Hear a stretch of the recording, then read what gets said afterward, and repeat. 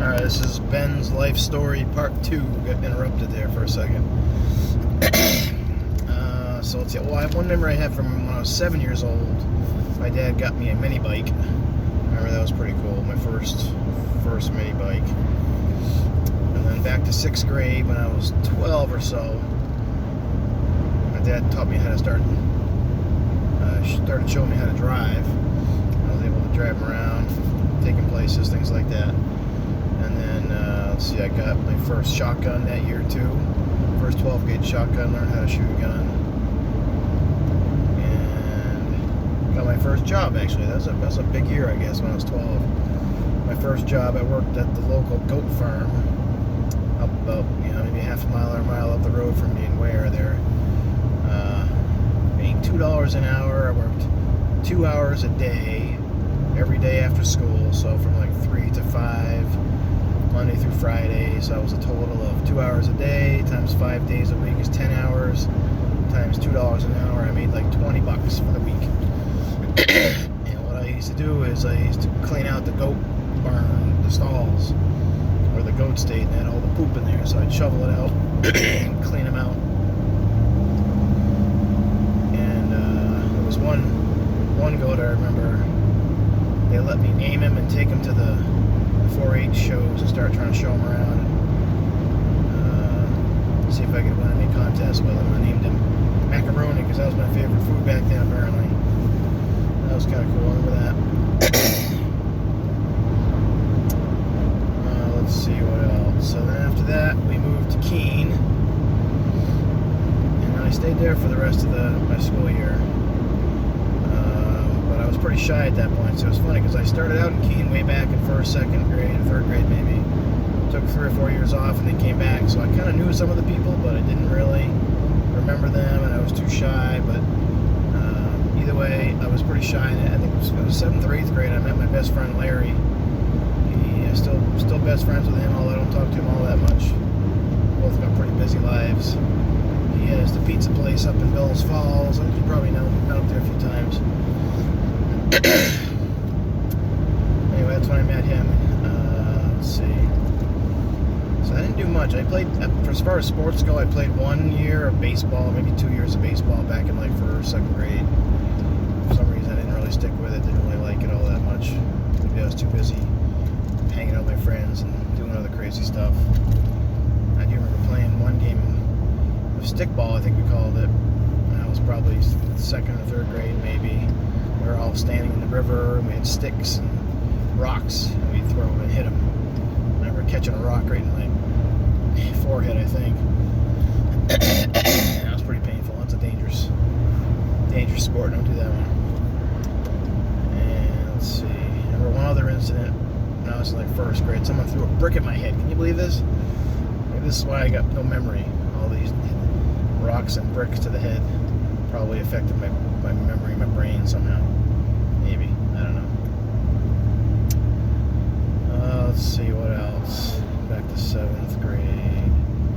So I didn't really do any sports in 7th or 8th grade, but in 9th grade I was in Keene High School and I found wrestling. How did I find it? I think I was in gym class, and we were doing all the different things like push-ups and the different fitness evaluation stuff, They had a pegboard, I think, or a hanging bar or something. We used to do the pegboard where you climb up the wall, little holes with little pieces of wood you put into the holes and you climb up them. We did that, and we used to do like a hang. We would just pull up on a bar and see how long you can hang there for. And I think that year, or at least that day, I got the record for how long you could hold yourself up there. I forget what it was, 90 seconds or something. And so my coach had kind of told me, or the gym teacher was actually ended up being my wrestling coach, Coach Manicello. He saw some potential in me based on how I did that hang, and he recruited me to try out for the wrestling team. I think I also had a friend who was on the wrestling team, so between those two, I ended up trying out, going to a practice, and I remember the 1st or 2nd days of practice, I was wrestling with my friend who had been wrestling for a couple of years, and I beat him. And he was all shocked and kind of like, "You never wrestled before. How'd you beat me?" I'm like, "I don't know. Maybe I'm a natural." And so I stuck with it, and I did pretty well. So my freshman, sophomore year, I was Mostly practice, but I did do a few JV matches and tournaments, and I think I did pretty well. I forget, maybe a sophomore year, I think it was like, maybe my record was like 10-1, meaning I won 10 matches and lost 1, something like that. But I did pretty well. And then, so I could never really be varsity because I had really good people above me, older kids that were really good wrestlers. I remember one guy was Jamie Day, and then Sasha Matorny, really good state champion wrestlers, and they did really well in the New Englands, and they beat me up all the time. I'd lose to them in practice all the time. But when they graduated or got a little heavier and moved up, my junior year, I was able to play varsity. And again, did pretty well. I forget what my record was exactly, but there was this one guy that my guy had the hardest time with. The first time I faced him, his name was Tim Logan, I think. He was from Bishop Girton, actually. We're at the same school that Kyle went to. Anyway, the first time I faced him, he beat me like, I don't know, 5-1 or something like that. And then like a month later, I faced him again, and he beat me like 5-3. So I was getting a little better. It was closer. And then I finally faced him in the championship, the state championships, and I beat him. I beat him 5-1, I think. Got kind of a lucky move on him, but I did beat him. He was so mad, he went to the locker room after that match, and he punched the locker and broke his hand, and so he couldn't compete in the next tournament, the following week, which was the actual state championships. The one I was talking about was the Class L championships, which some people call the states, but it's really kind of like all the big schools get together, and that's their championship, and then all the small schools get together and have their own separate championship. That's the class I am in, so at least it was back then. It's probably changed now. But anyway, so then after that, we went to a real state championship for all the schools in the state, and he wasn't there because he hurt his hand. And then I faced another guy, TJ Blackie, and I just barely beat him, I think, in the state championship finals, the very finals of my weight class of 152. I could beat him like 4-3 or something like that. So I was state champion that year. But how I did that, though, is hard work. You got to practice. I went to practice every day, and I got beat up by the best wrestlers, and I tried hard, and I learned from what they did to me, and I used that against other people.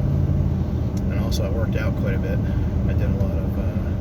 I would go to the Y either after school or after wrestling practice, maybe, or maybe that's what it was during the summer. I think the summer before wrestling practice, I did a lot of working out at the YMCA, doing a lot of bench pressing and all kinds of different workouts to get strong.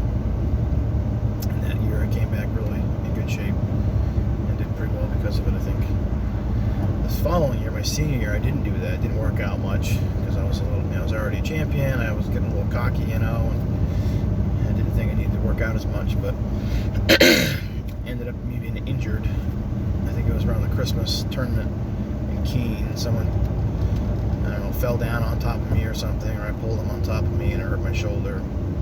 And I was out for probably, I don't know, a month. So I missed about a month of practices and tournaments and things like that. So that really hurt my career, I think, quite a bit. But I came back eventually, and I was better, and I ended up placing third, I think, in the states, which was just enough to get me to qualify to go to the New Englands. I'd gone to the New England Championships the previous year, and I think I won 2 matches and lost 2 matches. My junior year when I went, my senior year when I went, I think I had a really tough division in New Hampshire, tough weight class that year, my senior year, because the guy who got first and second did really well. I think the guy who got first ended up getting second in the New Englands, and the guy who got second ended up getting 5th in the New Englands. And I got third, but I beat, I think I beat the Vermont state champion, and I also beat the, was it Rhode Island state champion or something. So I beat 2 state champions. So I think I won 3 matches and lost 2 or something like that.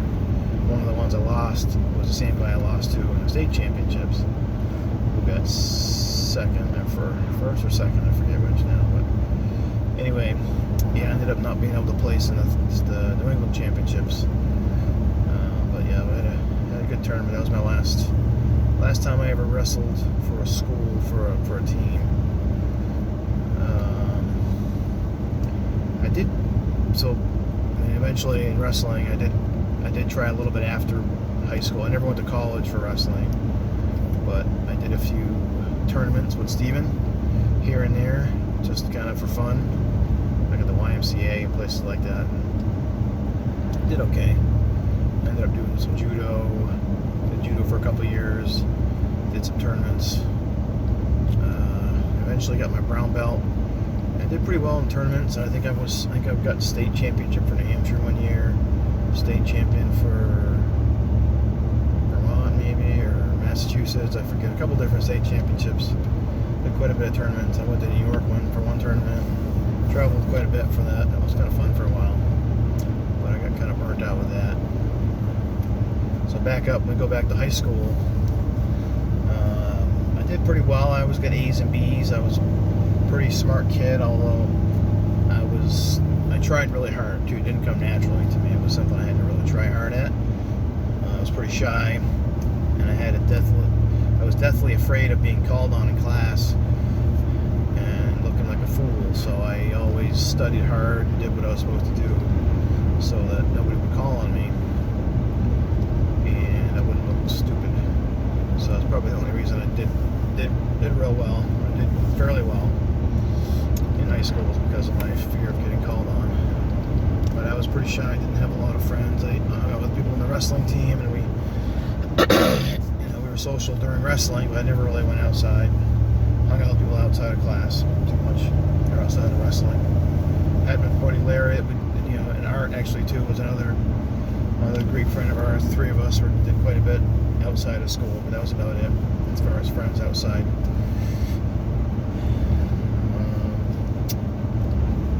So when I was like a freshman or a sophomore in high school, trying to figure out what I wanted to do, my dad saw that I was good at math, and he's like, well, why don't you be an accountant? I'm like, I don't know, what's that? What does that even mean? And he explained it to me, and he said, that's a good career, and it's good paying, good money, and you always have a good job, things like that. So I'm like, okay, sure. Sounds good to me. I didn't really think much about it. So I started taking some accounting classes in high school. It was pretty easy. It was boring, but I did it. It was okay. And so that was kind of the path that I was starting to kind of choose in high school and moving towards that direction, even though I didn't really like it. My senior year, I just happened to take a class by chance, I think, or maybe I don't know, it looked interesting or something. I took a class called AutoCAD, and I don't know if it's where you draw things with the computer. We were doing houses mostly, and so you could draw the layout of a house and things like that. And I thought that was awesome. That was pretty cool. So I decided that I was going to change my career, and then I was going to be an architectural engineer. That was my plan. I was going to drop the accounting thing and do the architectural engineering. And I even looked at a school, but the school for that, the college that I was going to go to, was like 2 hours away. And I had a girlfriend at the time. Becky was my high school sweetheart, who I had met through Larry. So she wasn't moving away. She was staying home, and I didn't want to leave her. So I decided to stay with accounting because that was easier, and I could do accounting in town. I could stay close by to Becky, and I wouldn't have to break up with her. And so that was the decision I made back then because it was easy. Looking back now, I kind of wish I had, pursued the dream that I had, doing the architectural engineering, because I think that would have been more fun. Probably would have paid more money, but definitely would have been a more rewarding career for me, I think. Maybe. Who knows? It's hard to tell. Anyway, I did the accounting, so I did night school after high school. I did night school college right in Keene. So I worked the job, normally 8 to 5 hours, or 8 to 5 p.m., 8 hours a day kind of thing. And then I would at night go to Franklin Pierce College. Started at 5:30, and I would stay until either 8:30 or 10 o'clock at night sometimes, depending on how many classes I was taking. And I did that for 4 years until I got my bachelor's degree in accounting. And so yeah, over the course of my career, I worked at several different companies doing different kinds of accounting. was, pretty simple, pretty easy. I always made pretty good money at it.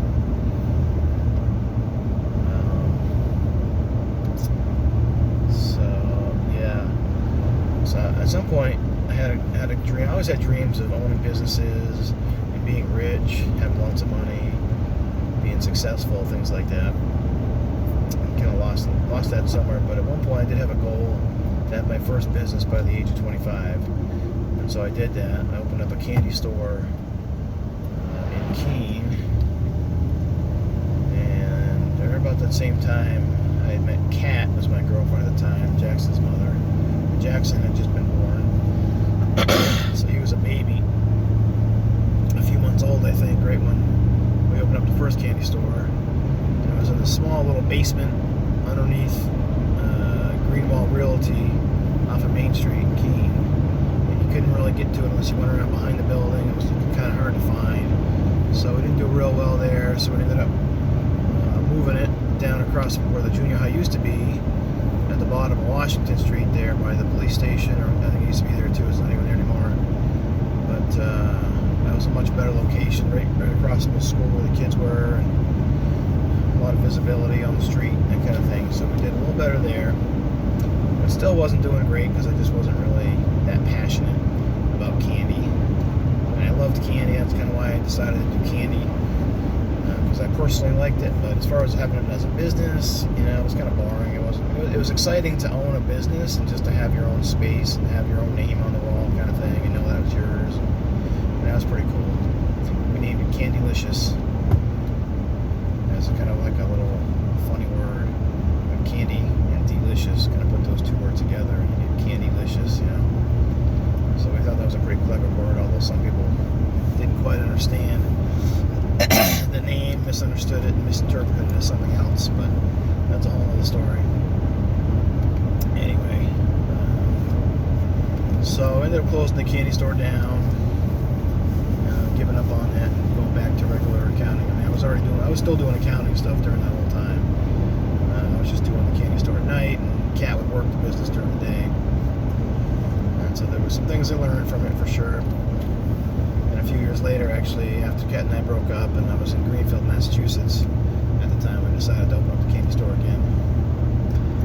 So I had the same name, same signs. I created a bigger one, a little more visibility.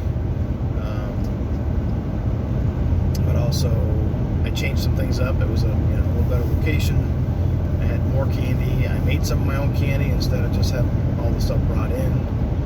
I worked with some other companies and kind of did some more networking, and so it was more successful. Did some marketing, things like that, on the radio and paper, things like that. So it definitely did better. We did a lot of money, a lot of sales, like during the times, holidays and things like that. So it was pretty exciting to see all that money coming in. But it was short-lived. I was still doing the same thing. I was working during the day in accounting, and I was hiring somebody else out to work the candy store for me during the day, which I think was part of the problem. I didn't have my finger quite on the pulse of it because I was working during the day, trusting someone else to run it. But it definitely did a lot better. I learned some better things for sure. But again, I just didn't really have the passion. I wasn't really all that into the candy store business. So, and then my dad died right about that same time, halfway through or so. And so I had a lot of things going on, and I just decided to close it down, focus on other things. When he died, he left us a little bit of money, so we tried to buy some houses. We did buy some houses, some rental units. We bought one big single-family house in Keene on Water Street, where I lived, and we tried renting out parts of that, as well as another house on South Lincoln Street in Keene. It was a big three-family house that we tried renting, and it was the three different apartments in it, and we rented them all out. And the theory was, I think my mortgage was about $2,000 on that one, and we were bringing in about $3,000. So in theory, it should have covered itself. It should have been a good business model, but that was just right after I bought them, the market crashed. Nobody wanted to rent. Nobody wanted to pay the rent, and I couldn't sell it. So I did that for about 2 years, and right about the same time I met your mother. 2 years, I tried to keep those houses afloat by paying it out of my own pocket, paying the mortgage and all the expenses. And nobody was paying me any rent. So it just got to be too much, and I just let it go. And so we lost quite a bit of money. And my dad had left us one of those houses. But again, a good, very valuable, expensive, but valuable lesson to learn on how the market goes up and down and how it can crash like that. Even if you got money into it, you can still lose it all, because if you can't sell it, you can't get your money back out of it.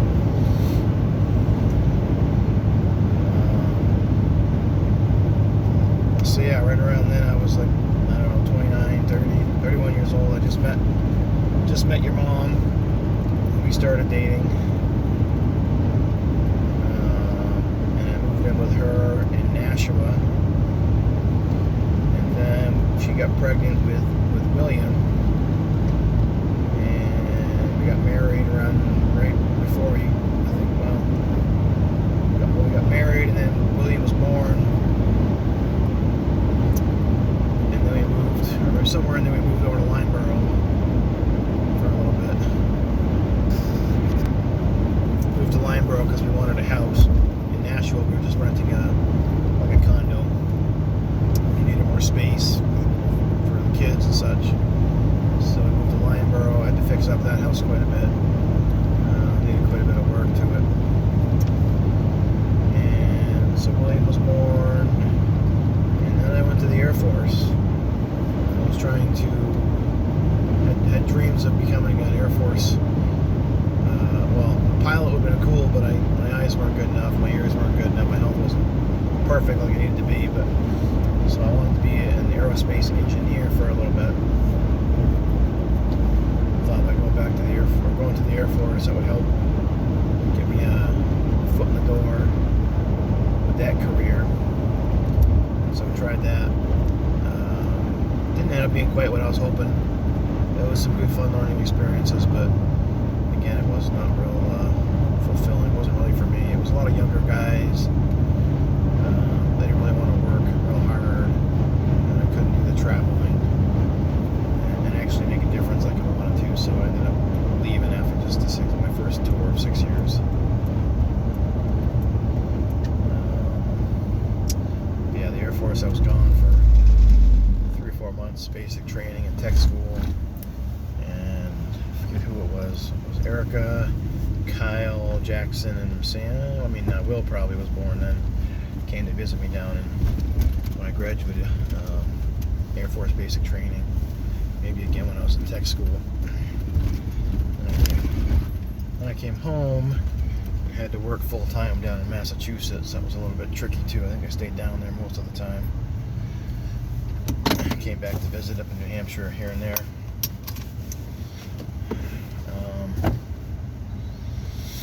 So yeah, Air Force. Let's see what else. And the whole time I was working at the VA hospital and moving up the line there, getting bigger and better paying jobs. Started out down in Bedford, Mass. Then eventually up to Manchester, New Hampshire.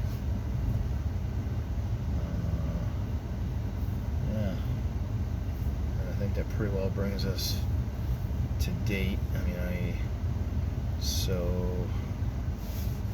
Let's see what happened. So yeah, I still had all these dreams of doing different things and starting my own businesses and things like that. And I came across tiny houses. And I was like, wow, that's a really cool idea, that we can reduce our expenses, have a very little mortgage so that we don't have to work so much, and that way I can focus on some business ideas, because I've got a ton of ideas that keep coming up with and want to try out, and haven't really had the time or the energy to do that. So I wanted to do that. I was thinking about a tiny house, and your mother didn't really want to live in a tiny house or anything smaller than what we had. So that was a big problem with your mother and I, and that's why we didn't. And we had one of the biggest issues we had. I won't go into all the details, but that was one of the biggest problems we had, I guess, is that I wanted to follow my dreams, start my businesses, live a simpler life, and not focus so much on work, normal, what everybody considers work. for a job that they don't like. I wanted to do something I liked. And your mother didn't really understand that whole idea. Didn't support me in my dreams. So anyway, we ended up splitting up. And you guys kind of know the rest, but I'll go over it quickly. Is when we went to. So I was living in. So I started building a tiny house when we were still together, and we broke up. I started living in the tiny house in the yard, in the driveway there, and eventually bought some acreage. I bought 9 acres over in Unity. And moved my tiny house there and finished working on it. One of my ideas was to build a tiny house community out on that 9 acres. Ended up being really swampy and not really worth the energy and time and money that we're going to put into it. But so I ended up selling it, and that was right around the same time that, well, the reason I sold it because Nana died. Ended up trying to buy her house, and so the plans kind of changed again. So finally, just recently, did just finally close on buying Nana's house. Got that. I'm going to be renting out some rooms. Working on selling the house up in Unity, or the land rather up in Unity. I got someone who's working on paying it off. They bought it. They're living there, and they give me a deposit, and they're working on paying me slowly over the next couple of years. And I got a lot of ideas right now that so I was working at Whitney Blake for the last couple of years. I stayed. It was only supposed to be temporary, but I stayed longer just so that I could buy this house, Nana's house. But recently left and working on some of my business ideas. So we'll see how that goes. But yeah, I'm forever going to be trying to chase these dreams and start some business ideas. And I hope you guys understand and appreciate it, and maybe do the same for yourself. No matter what, I'm here for you guys. I love you. I'll do anything to see you and to help take care of you and be there for you. But I need to take care of myself too, and that means following my dreams and doing what's right for me. And you guys shouldn't have to sacrifice anything for that. We still should be able to see each other and spend time together. But that's not really up to me at this point. I want to see you guys. I can't wait to see you guys. I love you and miss you. And hopefully I will see you soon. Alright, bye for now.